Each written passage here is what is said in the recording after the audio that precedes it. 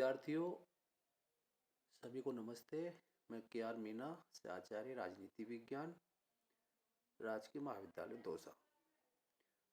आज का हमारा जो टॉपिक है मनु और मनु के जो विचार हैं, पॉलिटिकल आइडियाज हैं, उसके राजनीतिक विचार हैं, उन विचारों में सबसे पहले हम आज के व्याख्यान में मनु ने राज्य की उत्पत्ति के बारे में क्या विचार दिए हैं। ऑरिजिन ऑफ स्टेट, राज्य की उत्पत्ति पर मनु के विचार, इनके बारे में हम चर्चा करेंगे कि राज्य की उत्पत्ति कैसी हुई है, राज्य के अधिकार देवी नहीं है, राज्य का स्वरूप क्या है, राज्य का कार्यक्षेत्र क्या है और राजा संबंधी विचार क्या है, इनके बारे में हम चर्चा करेंगे।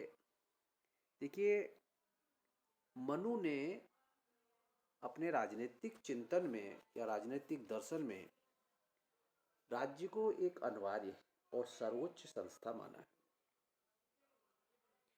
तथा राजा एवं राज्य की उत्पत्ति मनु ने देवी आधार पर मानी।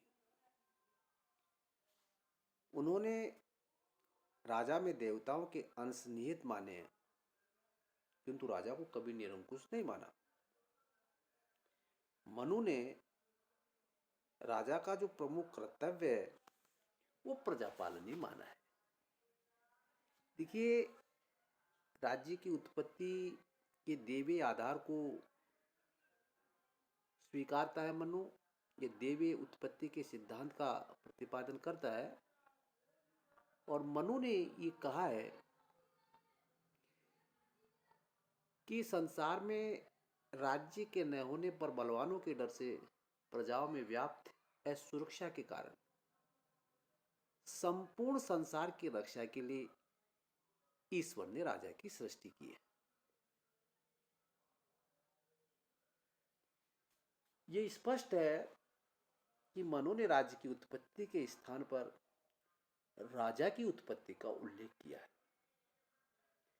इस तथ्य से ये अभिव्यक्त होता है कि मनु ने प्रसंग के अनुसार राजा और राज्य को पर्यायवाची शब्द के रूप में उनका प्रयोग किया है।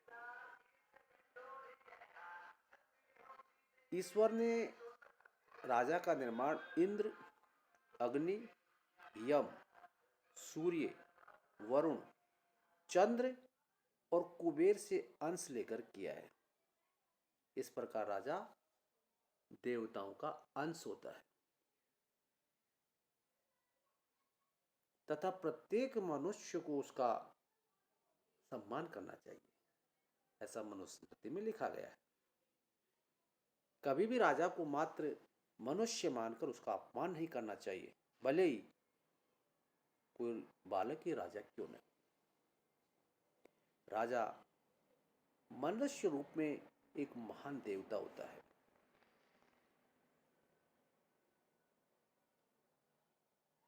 मनु ने कहा है कि राजा की उत्पत्ति से पूर्व जो घोर अराजकता थी, व्यक्ति भयभीत और पीड़ित थे, और राजा की उत्पत्ति से शांति, व्यवस्था एवं न्याय की स्थापना हुई।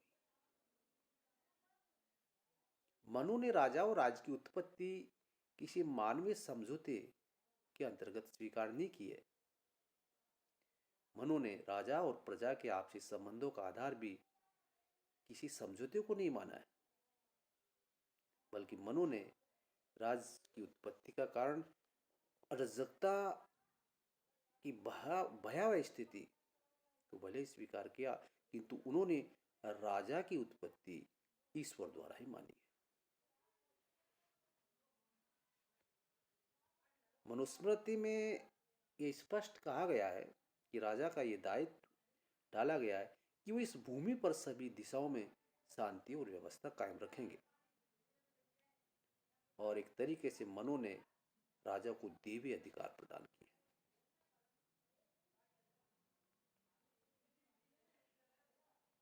इससे प्रतीत होता है कि राजा में जो देवत्व का अंश माना जा रहा है उसके मूल में यही भावना रही है कि प्रजा को अपने रक्षक के प्रति सदैव सम्मान प्रदर्शित करना चाहिए, चाहे वो रक्षक बालक ही क्यों न हो। जैसे अभी मैंने बताया था, मनु ने राज्य के अधिकार को देवी नहीं माना है। मनु ने राजा की उत्पत्ति ही देवी मानी है, किंतु उसके अधिकारों को देवी नहीं माना है। मनु ने राजा को धर्म और दंड की शक्ति प्रदान की है। इस संबंध में कहा गया, धर्म और दंड ही राजा है। मनु की इस वाक्य के आधार पर कुछ विद्वानों ने निष्कर्ष निकाला है कि मनुस्मृति में राजा को देवी अधिकार भी प्रदान किए गए, लेकिन वास्तव में ऐसा नहीं है, क्योंकि मनु ने राजा की स्वेच्छाचारिकता तथा निरंकुशता को मान्यता नहीं दी है। मनु ने राजा पर अनेक प्रतिबंध लगाए हैं तथा प्रजापालन ही राजा का प्रमुख कर्तव्य माना है। उन्होंने राजा के प्रजा के प्रति कर्तव्य बताए हैं तथा राजा को सद्मार्ग पर चलने के लिए उसकी दिनचर्या निश्चित की है। उसमें कुछ सिद्धांतों को स्वीकार किया गया है जो कि प्रजापालन तथा विवेकपूर्ण शासन पर आधारित है। मनु का राजा धर्म की मर्यादा के अधीन है। यदि वो बुरे कर्म करता है तो प्रजा उसकी आलोचना कर सकती है तथा राजा को दंडित भी किया जा सकता है। धर्म का उल्लंघन करने पर राजा को प्रजा की तुलना में बहुत अधिक दंड देना चाहिए। इसके बाद संप्रभुता पर मनु के विचार। देखिए, मनुस्मृति में राज्य को धर्म पर आधारित मानदंडों को स्थापित करने वाली एक उद्देश्यपूर्ण संस्था के रूप में चित्रित किया है।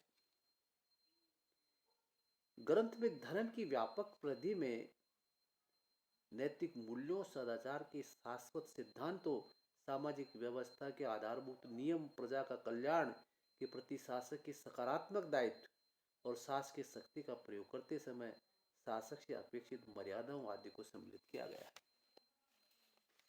मनु ने धर्म और राज्य को परस्पर निर्भर माना गया है। धर्म के नैतिक बल को व्यवहार में लाने का मनु ने प्रयास किया है। इसके बाद मनु के राज्य का जो सप्तांग सिद्धांत दिया है उसके बारे में हम चर्चा करेंगे। राज्य का सप्तांग सिद्धांत क्या है? देखिए, मनु ने प्राचीन भारतीय राजशास्त्र की परंपरा के अनुसार राज्य को अपनी प्रकृति से एक 7 अंगों वाला शरीर माना है, सावयव। और यहाँ ये उल्लेख किया गया है कि यहाँ प्रकृति शब्द का अर्थ राज्य के निर्माणात्मक तत्व हैं। इस प्रकार मनु ने राज्य को 7 निर्माणक तत्वों से बनी संस्था बताया।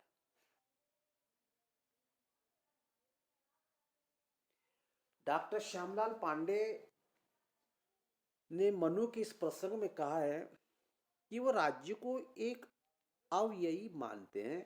ये अव्ययी 7 अंगों के सहयोग से निर्मित माना गया है, इसलिए राज्य को सप्तांग अथवा सप्तांग राज्य के नाम से इसको संबोधित किया गया है। देखिए, मनु का जो सप्तांग सिद्धांत है, उस सप्तांग सिद्धांत में मनु राज्य के 7 अंग मानता है। राजा अमात्य मंत्री, पुर, दुर्ग, राष्ट्र, कोष, दंड और मित्र, ये राज्य का स्वरूप है। मनु का राज्य का सप्तांग सिद्धांत है। इन 7 अंगों से राज्य का निर्माण होता है और मनु की मनुस्मृति में सप्तांग राज्य के 7 अंग अर्थात 7 निर्माणात्मक तत्व बताए हैं। जैसे कि हमने बताया था, इनका हम संक्षिप्त में इनके ऊपर चर्चा करेंगे। स्वामी, जिसको राजा कहा जाता है। देखिए, मनु के अनुसार राज्य को ही स्वामी के नाम से जाना जाता है।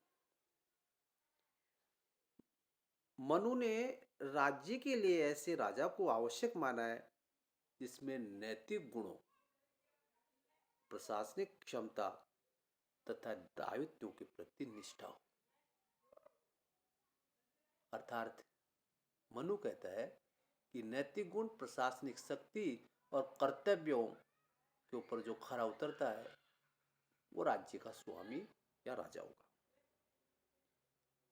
दूसरा जो अंग बताया मनु ने,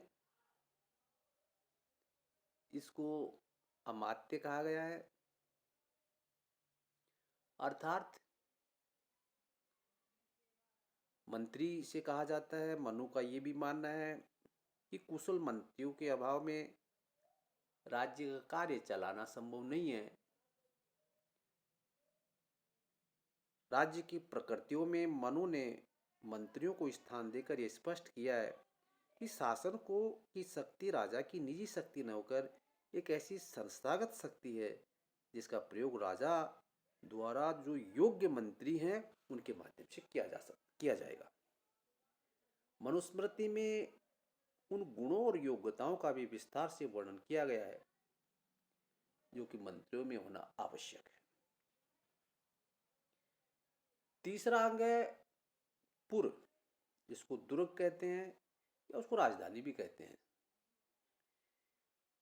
पुर राज्य का ऐसा प्रदेश है जहाँ राज्य की राजधानी होती है और राजधानी में राजा एवं मंत्रियों के निवास स्थान, महल वगैरह होते हैं और ये राज्य के आर्थिक, प्रशासनिक और सैनिक जीवन में केंद्रीय स्थान रखती है।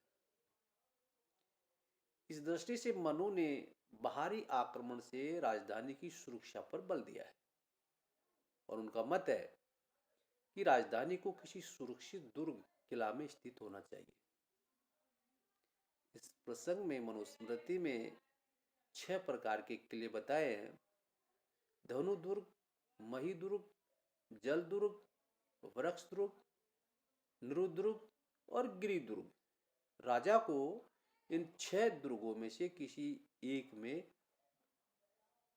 पूर्व में बसना चाहिए और मनु कहता है कि गिरि दुर्ग सबसे अधिक सुरक्षित होता है।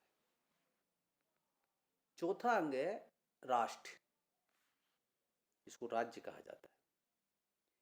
राष्ट्र का अर्थ है पूर्व के अलावा राज्य का शेष प्रदेश। कौटिल्य ने राष्ट्र के लिए जनपद का शब्द का प्रयोग किया था। राष्ट्र राज्य का ऐसा प्रदेश है जिसका निर्माण विभिन्न गांवों और इनमें बसने वाली प्रजा से है। मनु ने राष्ट्र के अंतर्गत ग्राम प्रशासन और इसके विभिन्न अधिकारियों का उल्लेख किया है। 5वां अंग है कोष। मनु के सप्तांग राज्य का 5वां प्रमुख अंग कोष को माना जाता है। कोष का सामान्यतः अर्थ होता है कि राजा द्वारा राज्य क्षेत्र के लिए इकट्ठा किया गया धन। धन के अभाव में प्रजा कल्याण और राज्य की रक्षा के कार्य नहीं किए जा सकते। अतः मनु ने यह तर्क दिया है कि राजा को सदैव ही कोष की वृद्धि के लिए हमेशा उसको प्रयत्नशील रहना चाहिए, किंतु इसके साथ उन्होंने अधर्म पूर्वक कोष संग्रह को निषेध किया गया है। अगला सप्तांग सिद्धांत का अंग मनु ने बताया है दंड। देखिए, दंड का अर्थ सेना है, जिसे कहीं कहीं मनु ने बल भी कहा है।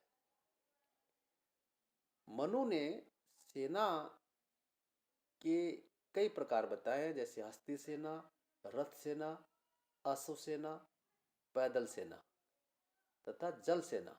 डॉक्टर श्यामलाल पांडे के अनुसार मनु ने सेना के प्रकारों में बहार वाहक की गिनती भी की है। अर्थात मनु ने सेना के कुल 6 प्रकार बताए।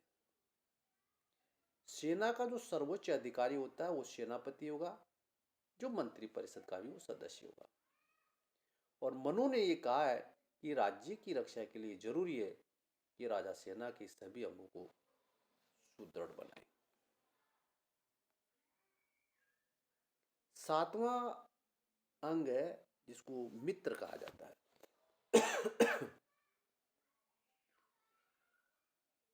देखिए, मनु ने सप्तांग राज्य की धारणा में मित्र को अपने राज्य का एक अंग मानकर ये बताया है कि शत्रु राज्यों के प्रसंग में मित्र राज्य यानी मित्र राजा का विशेष महत्व होता है।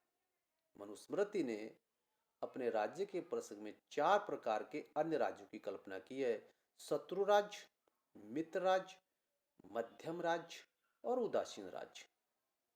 इन सभी में केवल मित्र राज्य ही सर्वश्रेष्ठ, क्योंकि आंतरिक और बाहरी दृष्टि से राज्य की रक्षा करेगा। इन 7 अंगों से मिलकर बनने से ही राज्य को सप्तांग राज्य कहा गया है, और इन 7 अंगों के आपसी सहयोग से ही राज्य का कुशलतापूर्वक संचालन होता है तथा राज्य स्थिर रहता है। मनु के इस सप्तांग सिद्धांत की कुछ विशेषताएं बताई हैं। ये कहा गया है कि राज्य की 7 प्रकृतियों का वरीयता क्रम एवं पारस्परिक संबंध। मनु ने इस विषय पर सैद्धांतिक और व्यवहारिक दोनों ही दृष्टियों से विचार किया है, और मनु ने सैद्धांतिक आधार पर कहा कि स्वामी, अमात्य, पुर, राष्ट्र, कोष, दंड तथा मित्र, इन सब में आगे वाली प्रकृति की तुलना में पीछे वाली प्रकृति का कम महत्व है।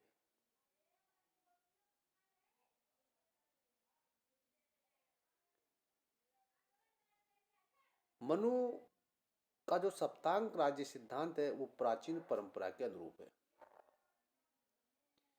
देखिए, मनु का जो राज्य का सप्तांग सिद्धांत है वो प्राचीन भारतीय राजशास्त्र की परंपरा के अनुरूप है। मनुस्मृति की तरह महाभारत, अर्थशास्त्र, याज्ञवल्क्य की स्मृति आदि ने भी राज्य को सप्तांग शरीर माना था। शुक्र नीति अनुसार, कामंदिकीय नीतिसार, मत्स्य पुराण, अग्नि पुराण आदि जैसे मनुस्मृति के बाद के ग्रंथों में भी इस सिद्धांत का उल्लेख मिलता है। अर्थात इन सभी पुराणों में, स्मृतियों में राज्य के सप्तांग सिद्धांत को ही सर्वश्रेष्ठ माना है। देखिए, पाश्चात्य साव्य सिद्धांत से भिन्न सिद्धांत है आधुनिक जो पश्चिमी राजशास्त्रियों ने राज्य की प्रकृति का जो सिद्धांत दिया है, जिसकी आधारभूत मान्यता है कि राज्य वास्तव में एक शरीर है और व्यक्ति उसके अंग है। पाश्चात्य साव्य सिद्धांत राज्य व्यक्ति के आपसी संबंधों पर प्रकाश डालता है।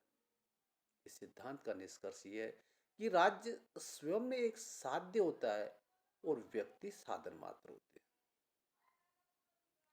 डॉक्टर श्यामलाल पांडे ने कहा कि केवल इतना कहा जा सकता है कि मनु राज्य के सावयव सिद्धांत से परिचित थे, और मनु द्वारा प्रतिपादित राज्य के सावयव सिद्धांत की तुलना आधुनिक काल के तत्ववेताओं द्वारा प्रतिपादित तत्संबंधी सिद्धांत से नहीं की जा सकती। इसलिए इन दोनों के मध्य इस विषय में समानता अथवा असमानता का निरूपण नहीं किया जा सकता।